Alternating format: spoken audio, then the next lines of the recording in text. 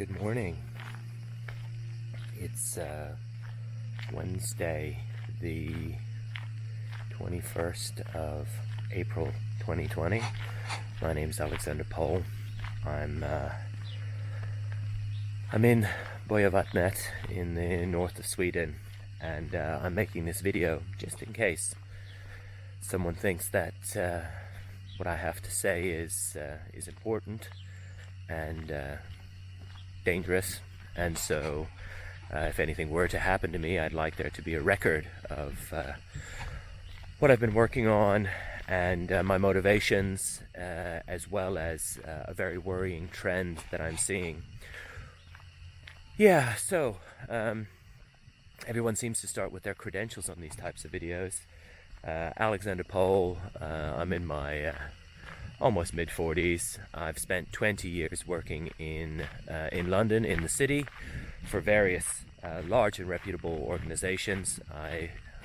I'm a civil and environmental engineer by degree from the University of Edinburgh, where I spent 4 years. I have spent 5 years with KPMG, where I was a management trainee. I developed my skills within the financial realm, how companies work, accounting, etc., while I was there. I also joined a sustainability team and was part of a team that was instrumental in the early days of the Clean Development Mechanism, which was a UN program. Also the early days of carbon accounting, CSR accounting, CSR advisory. I did extensive environmental, social and governance, health and safety due diligence for a number of years.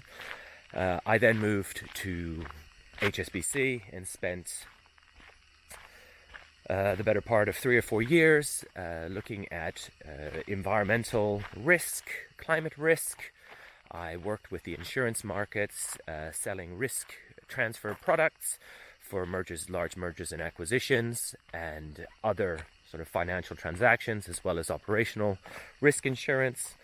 I did risk modeling, flood modeling, climate modeling, and other climate change related activities. I then moved from HSBC's insurance broking arm to HSBC's commercial bank in the UK. I spent 2 years building a renewable energy, clean technology, and one could call green lending proposition for the UK commercial bank. That was dismantled due to restructuring, at which point I moved into project finance, and I spent two years developing my project finance skills, working on small, medium and large scale infrastructure projects ranging from anaerobic digestion, wind farms, solar farms, advanced technologies, recycling infrastructure, etc. I also did syndicated loans and large mergers and acquisitions deals for a range of companies across the UK and Europe.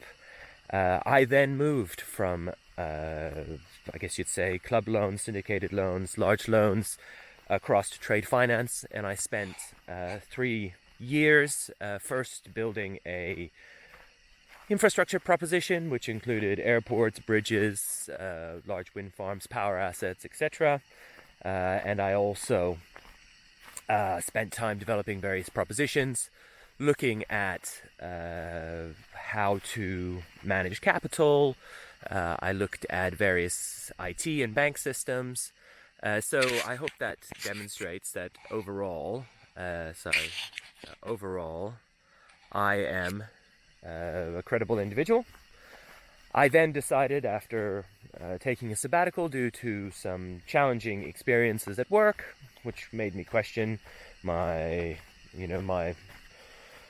how I deal with unethical and immoral behavior. I then left for 6 months to do a sabbatical with my family, during which time I realized that I probably needed to redouble my efforts to go back into using sustainability and finance as a tool for change. That was my original motivations when I joined, as a civil and environmental engineer. I wanted to build waste and recycling infrastructure to solve the world's waste problems. I had lost that during my banking career as the system as it became a product of the system. I then reset and tried to do things again, and spent another year or two working in I forgot my final job, working on greening supply chains and looking at the 80% of the iceberg of corporates' environmental social impacts, which is their supply chain. And then I was made redundant, which actually was a gift, because I couldn't be making videos like this, and also I couldn't be pursuing some of the challenges that I am choosing to pursue now. Sorry about the camera. I'm trying to use modern technology, which is pretty complicated stuff, and sometimes it doesn't always work, as demonstrated when I slip on some ice up here in the north of Sweden, which is where I am. You may notice that I don't look like a typical banker. That's because after being made redundant, I decided that I would finally work outside of the system with my knowledge of the system, and really work towards sustainable change. I had realized that actually it's the synthetic replication of nature that is the root of many of our problems, and so I am, since leaving, which is now 2.5 months in, I am working on nature-based solutions. I am trying to build a network of understanding and knowledge to help people understand that nature sympathetic systems are actually what we need to be striving for, rather than going exactly the opposite direction and saying, hey, we humans, which is we are part of nature, we are better than nature, and we know how to do things synthetically, and we will replicate everything that already exists, but we are too lazy to harness in the natural world. And at the same time, we will ignore the fact that that will continue to exacerbate the environmental, social, and other impacts of our extractive business models. So yeah, and that's sort of manifested itself in sort of the background of why I'm doing this video and my concern, because as part of my experiences, I became aware of the fact that there are people who are now exploiting the climate crisis, particularly around the topic of renewable energy.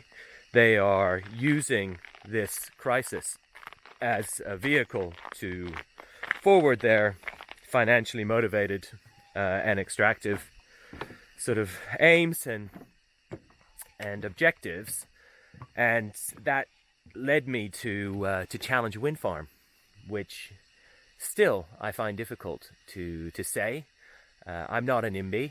I certainly believe that humans need to do a lot of work to address all of the environmental issues that we've created over the last 50 years, really. 50, 70 years? The 1950s, the end of the Second World War, one of our greatest achievements of resetting human peace, was also ground zero for the greatest environmental crimes against the planet that have ever occurred and continue to occur at shocking great speeds. So yeah, challenging a wind farm. I'm in the north of Sweden. I'm talking about a wind farm which is called Björkvattnet wind farm. It's in the forests of a relatively non-affluent and elderly region of Sweden. Sweden is the most forested country in Europe, and I chose to come here. So how did I end up next to this wind farm? Back in February of 2019, I undertook a deep adaptation review. And before you think I'm a conspiracy theorist, this is not related to deep state. Deep adaptation is basically the acceptance that climate change is going to happen irrespective of human intervention. We will have some climate change, and that we should adapt now accordingly. So try to fix extreme climate change, adapt to the inevitable climate change, and hope for the best. That led me to an analysis which identified the north of Canada, Scandinavia, Russia, Patagonia and New Zealand as the places in the world that would be the most resilient to climate change. I then overlaid political stability, terrorism, quality of healthcare, government system, etc. New Zealand is closed because the Silicon Valley billionaires have already bought most of that out. Patagonia is beautiful, but it's quite remote, and South America has its challenges politically. Canada is too far away. My family is in Europe, and I've lived here for 20 years. And I landed on Scandinavia. Of Scandinavia, Norway is generally closed to foreigners due to its oil wealth and so forth. Finland, the language is too extreme and exotic for me, and that landed on Sweden. And then just through chance, thank you Google Translate, I was able to navigate Swedish language websites to find a little house that cost me £10,000 in a place called Björkvattnet, which is about halfway up Sweden. I felt that was high enough that if we had 5 to 10 degree temperature swing, it would still have 4 seasons. It would be a place that would be resilient. It's in the forests. Sweden is the most forested country in Europe. And so I bought this house off the internet, £10,000. It's a lot of money, but I felt for a house that is equivalent in size to mine in London, which is small, it would be good. And it all forms part of minimum viable life, which is something I'll briefly explore, which is basically if you strip back all of what society has imposed upon us.